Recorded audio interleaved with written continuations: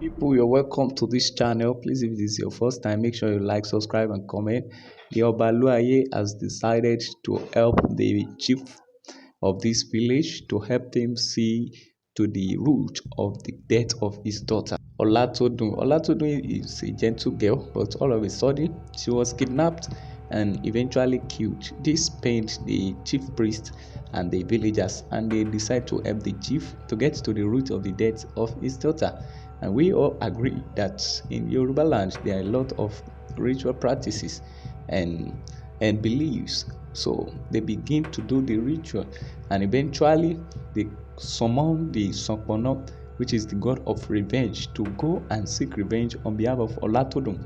And eventually it turned out to be a fiancé that was first apprehended by the SANPONNA, but he was dead at the time and he couldn't confess. So they began to make the ritual so as not to let the dead to continue ravaging in the town.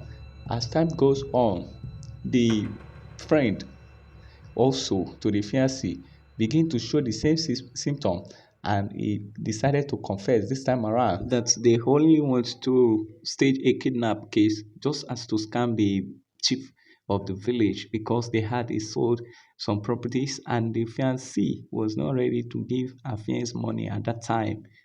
But it was too late for him because they have already invoked the spirit of revenge in the town. He too eventually died.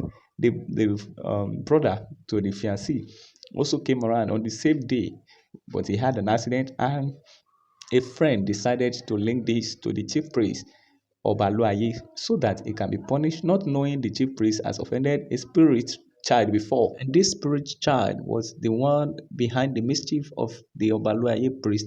But eventually, after proper appeasing and pleading, he was forgiven and was released from jail.